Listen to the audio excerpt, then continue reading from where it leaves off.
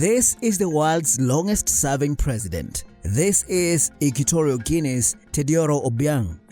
Teodoro Obiang Nguema, the president of Equatorial Guinea, holds the distinction of being the world's longest-serving head of state. As of 2025, he has remained in power for over 45 years, a political tenure that began in August 3, 1979, following a coup d'etat that deposed his uncle, Francisco Macias Nguema. Obiang's role, characterized by authoritarianism, economic paradoxes, and complex international relations, remains a compelling subject in discussions of governance and human rights. Obiang was born on 5th June 1942 in Mongomo district belonging to the Spanish colony then.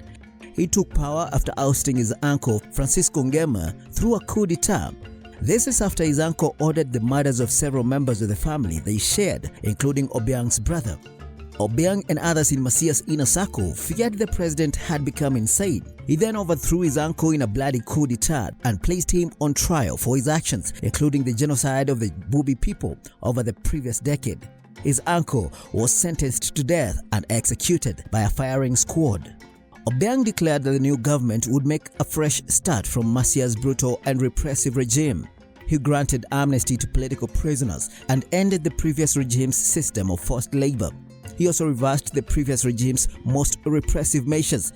He unbanned glasses and Christianity. These were previously banned during his uncle's regime. However, he made virtually no mention of his role in the atrocities committed under it. The country nominally returned to civilian rule in 1982 with the enactment of a slightly less authoritarian constitution. At the same time, Obiang was elected to a 7-year term as president. He was the only candidate. He was re-elected in 1989, again as the only candidate. After other parties were nominally allowed to organize in 1992, he was re-elected in 1996 and 2002 with 98% of the vote in elections condemned as fraudulent by international observers. In 2002, for instance, at least one voting district was recorded as giving Obiang 103% of the vote. He was re-elected for a 4th term in 2009 with 97% of the vote, again amid accusations of voter fraud and intimidation, beating opposition leader Placido Obogo. The latest presidential elections in the country held on 20th November 2024, official results showed that Obiang won an overwhelming victory, nearly 95% in the country. According to the National Electoral Council, his Democratic Party of Equatorial Guinea (PDGE) won all 588 seats in the municipal councils, as well as all 55 seats in the Senate and all 100 seats in the Chamber of Deputies. Obiang's rule was at first considered more humane than that of his uncle. By some accounts, however, it has become increasingly brutal and has backed the larger trend toward greater democracy in Africa. According to most domestic and international observers, he leads one of the most corrupt, ethnocentric, and repressive regimes in the world. Equatorial Guinea is essentially a one-party state dominated by Obiang's Democratic Party of Equatorial Guinea (PDGE). The constitution grants Obiang sweeping powers, including the power to rule by decree. President Obiang has a strong grip on the oil-rich Central African nation, with family members in key government roles, including his own son as vice president. Upon gaining office from his predecessor and uncle Francisco Nguema, he made some reforms but retained Nguema's absolute control over the country. Political opposition is barely tolerated and severely hampered by the lack of a free press, as all broadcast media is either owned outright by the government or controlled by its allies.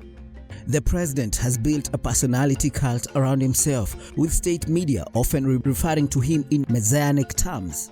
Public criticism of the president or the government can lead to imprisonment, torture or worse, according to reports from the Amnesty International and Human Rights Watch. Freedom of speech, press and assembly are severely restricted, and political opposition is minimal, largely due to a climate of fear and repression. One of the more controversial aspects of Obiang's rule is the widespread corruption that has plagued his government. His son, Teodoro Nguema Obiang, who serves as vice president, has faced multiple international legal actions over allegations of embezzlement and money laundering. In 2014, U.S. authorities seized over $30 million in assets, including a Malibu mansion, a Ferrari, and Michael Jackson memorabilia belonging to the younger Obiang.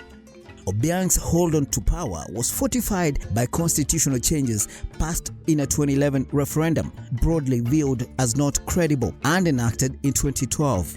This included the imposition of a limit of 2 consecutive presidential terms, which was later determined not to be retroactive and thus not applicable to Obiang's several previous terms as president, and the elimination of an age limit for presidential candidates, which would have prevented the aging Obiang from running for president again. Another change created the position of vice president to be appointed by the president and to be next in line for presidency should the incumbent president die or retire. This led many to speculate that Obiang was intent on choosing who would succeed him. Equatorial Guinea has a reputation as one of the most closed and authoritarian countries in the world, with its international relations marred by corruption, according to Amnesty International. Equatorial Guinea, a small Central African nation with a population of about 2 million, was once one of the poorest countries in the world. However, the discovery of vast offshore oil reserves in the 1990s transformed its economy almost overnight. At one point, the country had one of the highest GDPs per capita in Africa. Despite this wealth, the benefits have remained concentrated among the elite, while a significant portion of the population continues to live in poverty, according to World Bank. According to critics, Obiang's grip on power has been maintained through a mix of constitutional manipulation, suppression of dissent, and patronage politics. What are your thoughts on this? Let us know in the comment section. Thanks for watching African Edge, and subscribe for more interesting African content.